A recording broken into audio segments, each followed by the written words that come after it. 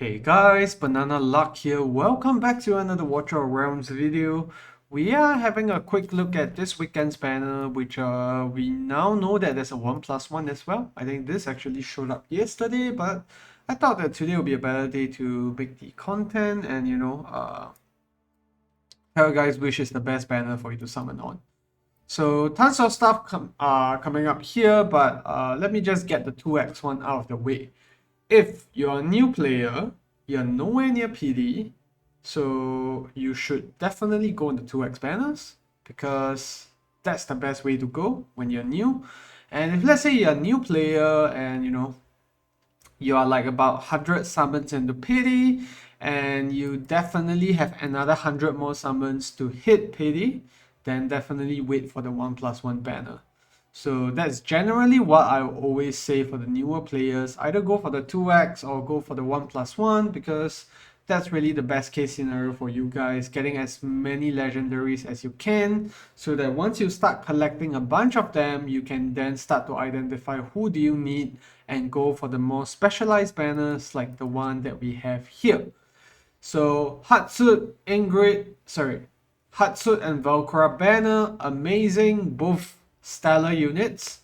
Valkyra is going to be used in Gear Dungeon 1, also in Arena in some teams. I'm running Valkyra in my AoE team, which I can showcase later if we have the time.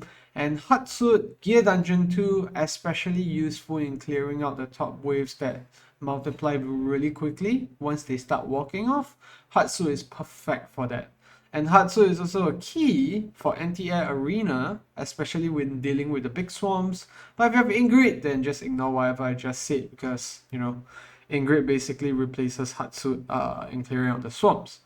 We also have a couple of epics here. Scorch, nothing crazy. AoE fighter.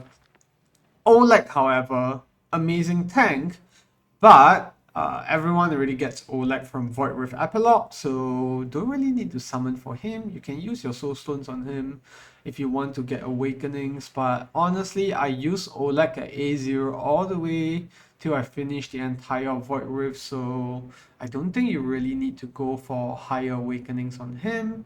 His best Awakenings are actually A1 and I think A4 in my opinion. A3 as well, good stats, but yeah, A5 is really not that necessary.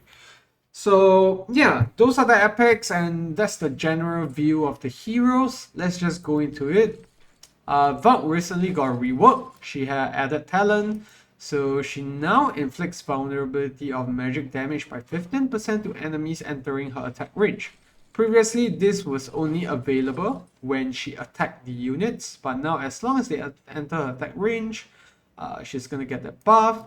And whenever an enemy dies in her range, she increases her damage by 15% for 5 seconds. I think this is the huge buff that people are looking forward to. I think it's especially important in AoE Arena. For Gear Dungeon 1, not so sure because all the units that spawn out kind of have the same HP, so I still feel this is a big buff for AoE Arena specifically. She does magic damage to multiple enemies in range. You can see 4 tile range. First passive increases attack by 3% after every 17 seconds up to 8 times, and the interval drops down to 14 seconds and 5% attack, which gives her a whopping 40% extra attack when she reaches the full 15 seconds. Sorry, that's 14 seconds times 8 times, that's around 2 minutes. So Valkyra really suits long fights. And then her ultimate immediately revives one allied unit in range, restores 50% HP for them. This effect can only be triggered one time per deployment and does not revive her own self. When you max this out, it's going to give you 100% HP instead when you revive the ally. And bear in mind that this doesn't work on some units like Valkyra, when she does her ultimate and dies, as well as Cerberus, but the rest of the units, as far as I know, she'll revive them as usual. And then with the usual Arbiter Chaotic bonuses, so her arena cost is down to 15, and then onto her ultimate. Increases damage by 40% for 20 seconds, and max level that's going to be 30 seconds and a 50% damage increase. Increases her attack range by 1, and attack speed by 100 and damage up to 100% based on her strength of the shield that she has on her, in sync with, you know, northerner units. But one thing that is not very clearly stated here is that she actually can increase her attack range by 2 if you give her a very big shield. How much of a big shield are we talking about? I don't have the exact numbers, but I find that whenever you use Gwendolyn on her or Vortex Ultimate, you can get that big shield on her and get her to increase her power range by 2 instead of just 1. And that makes her incredibly important, or rather essential, for Gear Dungeon 1, because she's pretty much the only unit that can reach that tower at the back when she does her ultimate. And then we have her Awakenings, A1, basic attack range plus 1 again. So if you don't have her A1, you really need a big shield on her to hit the waves at the back in Gear Dungeon 1. But if you have her A1, then the shield requirement is not as big, but shield still does give her damage, so that's great.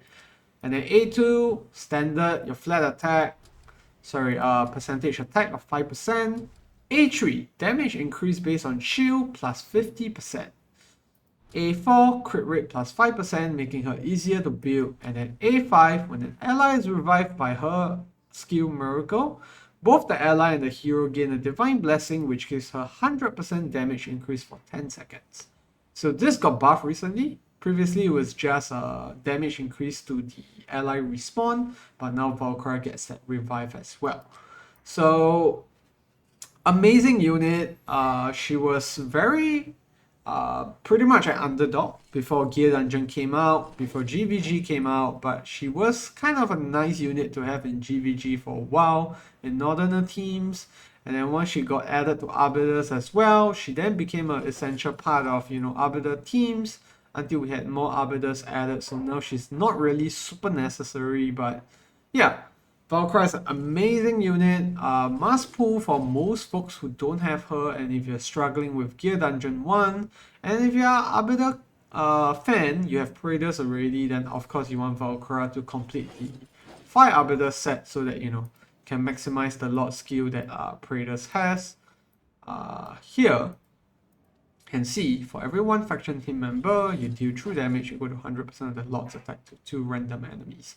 So the more Arbiters you have, the better. So that's Valkyra. If you don't have her, you're struggling with Gear Dungeon 1, I think it's a good time to summon for her. Just bear in mind that you probably will hit PD because this is a 15x event, no 2x rate up, so just bear that in mind when you're summoning for her. But beyond that, I think this is a great banner to go on if, you know, you're struggling with Gear Dungeon 1 and don't have her. And then Hatsutt, another amazing unit from the Nightmare faction, and no talent available. I wish they will update this so that, you know, more older units actually get talent, like they did for Valkyra's update. Basic attack deals 50% damage to the target and 20% damage to one enemy nearby 2 consecutive times, prioritizing targets with lower defense, and then the damage per hit goes up to 60%. I think that's on the base. And then her first passive, attack bounces to 1 more target with the damage of each bounce increasing by 5%. And then this splash damage increase goes up to... the splash damage goes up to 9%. And then each enemy hit suffers from defense reduction of 30% for 10 seconds. And this is amazing for anti-air and used to be amazing for AoE Arena. Still is in some comps, but yeah. That's just the tip of the iceberg. And then second passive, which is why she's so great in Gear Rate 3, when deployed, gains invisibility, and this maxes out at 40 seconds. And each kill increases her attack by 5%, stacking up to 5 times, lasting for 10 seconds at max. So she can stack her attack up to 25 times increase. So especially great for Gear 3 because, you know, she has to deal with the mobs at the site. She does kill the smaller ones very quickly. And the invisibility is probably the most important bit here, giving her the extra time to kill off enemies, especially if your Hatsutt is a bit weaker in the earlier parts of the game. For her to stack up her ultimate hopefully and, you know, kill off the mobs when they get close. And then her ultimate deals damage up to 5 enemies nearby, dealing 180% AoE damage every 0.3 seconds. And this lasts for 4 seconds at max level. And the damage goes all the way up to 230% AoE damage. So it's an amazing skill. You can see the range is like a... What range will we call this? Dolores range. Yeah. So amazing for Gear Rate 3. Also amazing for many other contents like Gear Dungeon 2, AoE Arena, and I think the most important place that I use her, which is GVG. She's amazing in dealing with anti-air units. Just her ultimate alone can actually wipe out 2 legendary birds if, you know, people don't time their summons at the right time. And then Awakenings, A1 is extra damage on the bounce of her passive. A2 is flat attack, always amazing for a unit with low flat attack like Hatsutt. A3, probably the only iffy awakening, increase duration on her invisibility. And then A4, extra penetration, always great. And then A5, extra ultimate duration, which just equals to 690% extra AoE damage for the extra 1 second that she gets. So Hatsutt, gonna be an amazing unit. Most people are still chasing after her because she's pretty rare. When the summon rates were actually leaked, it showed that Hatsutt was actually one of the units that had very rare drop rates. And then they added Boris next to it. So if you're lacking both of these units, then it's a no-brainer, right? You can just go ahead to summon on them because Hatsutt is going to be great for GVG and Arena, even if you have cleared Gear Rate 3 with Alora or Eliza. Same thing for Valkyra, going to be great for Arbiter teams, which most people will chase after, and also makes Gear Dungeon 1 such an easy affair, especially if you're struggling with the top side, because Valkyra is the only unit that can reach the far end of it, unless you're going to be using mage and a tank to, you know, deal with that instead. So in conclusion, should you summon? If you're new to the game, you're not anywhere near PD, go for the crazy 2x banners. This one's over here. And if let's say you're 100 in the PD at the very least, you have another 100 summons to go on the 1+1 banner.